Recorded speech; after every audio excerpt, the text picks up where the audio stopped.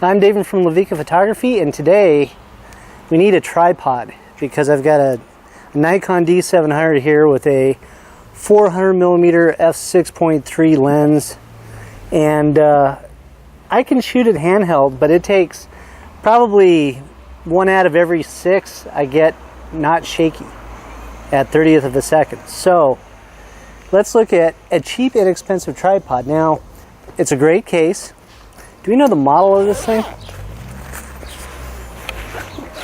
Okay, so this is a Neewer tripod. It's actually, the brand is Neewer, and we'll post the link in the description.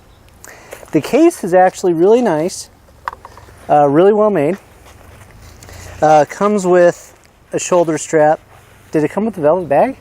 Yeah. Okay, so the head was in the velvet bag. And then it came with a little Allen wrench to maintain your tightness. Now I gotta admit, this isn't, you know, the bag itself is double stitched nylon. It looks really good, but the zipper, just pulling on the zipper, I actually broke the zipper already. So, you know, she didn't slap me or anything, but it was sad. So anyway, that was my first experience with it. Now, the tripod itself is carbon fiber. And we'll post the link to the actual model number of this because I don't know what it actually is, but it'll be in the description. And, you know, this is a, how much was this? 90 bucks? Yeah, it's like 99. Yeah, so $90 off Amazon. And this is the brand Neewer with 2 E's. And it's a carbon fiber tripod. And this is what I would consider a travel tripod. Now, if you guys saw my tripod video a while back, one of the things I cannot stress the most is how rigid a tripod is. And for a carbon fiber tripod, this isn't all that rigid. But if we compare it to aluminum travel pods, it's actually really good. And this is its full height.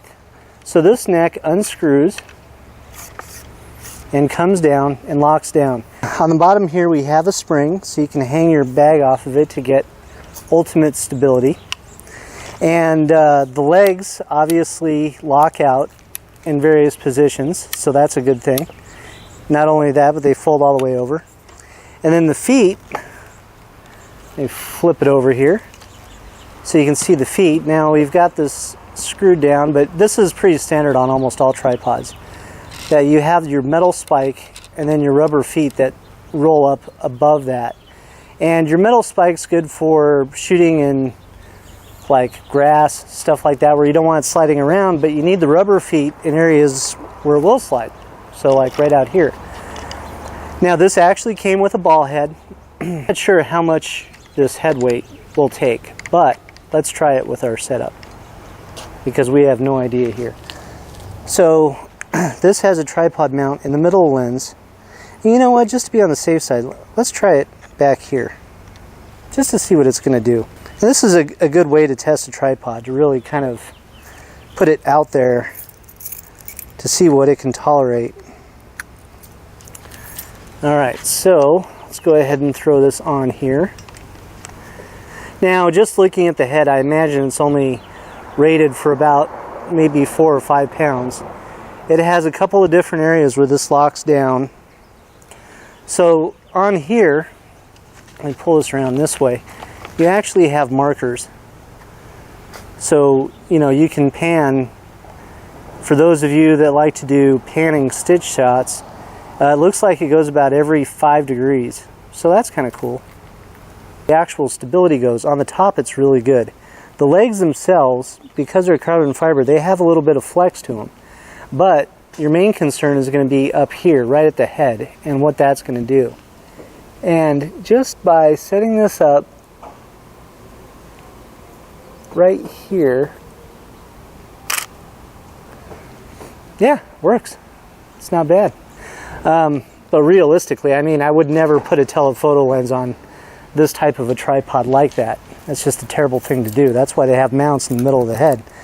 But realistically, I wanted to test the actual weight, and this will hold a DSLR with a gigantic telephoto lens, no problem. So, you know, this DSLR is considered a full-size camera, but the Nikon 700 was never really considered a heavy camera. It was always kind of on the lighter side. Oh yeah, this thing is nice and solid now.